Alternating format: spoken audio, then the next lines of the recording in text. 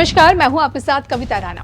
भिक्षा यात्रा हो या फिर हिंदू एकता यात्रा, दीपंकर महाराज हो या फिर आचार्य धीरेन्द्र शास्त्री, देश के संत समाज ने ठाना है हिंदू को एकजुट करना है। हिंदू तीर्थों की पवित्रता पर कोई आंच ना आए, जिहादी ताकतों पर लगाम लग सके, सनातन पर कुटाराघात करने वाली ताकतों का अंत हो सके और भारत हिंदू राष्ट्र घोषित किया जाए।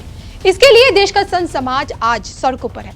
मोदी राज में भगवा की लहर तो चल पड़ी है और इसी कड़ी में मठाधीश से मुख्यमंत्री बने योगी बाबा ने शिव महापुराण की जिस शक्ति का बखान किया, उसके आगे जातियों में बटा हिंदू एक हो जाता है। बटेंगे कटेंगे का नारा देने वाले योगी बाबा को आखिर अब ये क्यों कहना पड़ रहा है कि अब ना ही हम आपस में बटे हैं, ना ही जातिवाद में बटे हैं और ना ही उपासना विधि का विवाद है। इसके पीछे की वजह क्या है? कथावाचक पंडित प्रदीप मिश्रा की कथा से योगी बाबा ऐसा क्या बोले जिसे पूरी दुनिया कान लगाकर सुन रही है?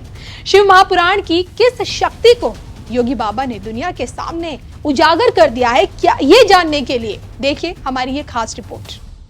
बटेंगे कटेंगे के बीच योगी का बिग मैसेज, शिव महापुराण की गाथा गाई, भीगी बिल्ली बनी कट्टरपंथी ताकतें, देखिए सिर्फ धर्म ज्ञान पर। जटाधारी भगवान शिव की महिमा को जिसने जाना उसे खुद को धन्य समझा। जी हाँ, इस धरा के कण कण में बसे भगवान शिव देवों में महादेव और इनकी महिमा ऐसी है कि देवता ही नहीं, राक्षस और संसार के अन्य प्राणियों ने इन्हें पूजा। और इसके पीछे की पता है सबसे बड़ी वजह क्या है? सभी प्राणियों के प्रति भगवान शिव का एक समान भाव रखना। त्रिकालधारी की जीवन शैली हो या उनका कोई भी अवतार, उन्होंने अपने हर रूप में मानव को जीवन जीने का एक तरीका सिखाया।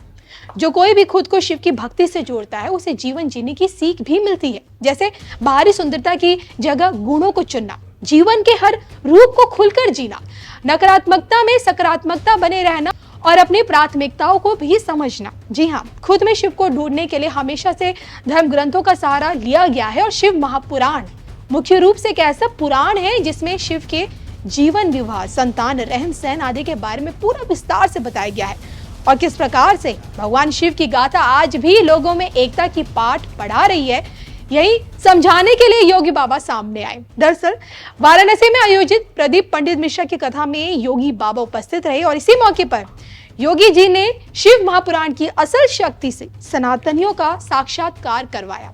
मंच से योगी बाबा ने दो टूक में ये बातें कही। कौन कहता है कि हम आपस में बटे हैं? कहाँ जातिवाद है, कहाँ उपासना विधि का विवाद है? ये कथा इस बात का प्रमाण है कि हम सभी मिलकर राष्ट्रवाद के लिए समर्पित हैं।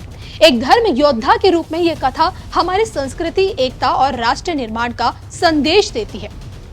तो योगी बाबा के इसी बयान का मतलब ये है कि शिव महापुराण की गाथा को सुनने वाले के लिए आया व्यक्ति जिस भी जाति का हो, जिस भी पंथ का हो, जिस भी उपासना विधि का अनुयायी हो, जब सबकी एक यहाँ पे हर किसी की एकजुटता दिखती है तो ये एक तरह से सांस्कृतिक एकता और राष्ट्र निर्माण का संदेश भी देती है। बहरहाल शिव महापुराण को लेकर योगी बाबा की यही बातें, उनका जो मैसेज है कट्टरपंथी ताकतों के कानों में तो जरूर चुभ रहा है, लेकिन योगी जी के इन विचारों से आप लोग कितने सहमत हैं, कमेंट करके बताइएगा जरूर।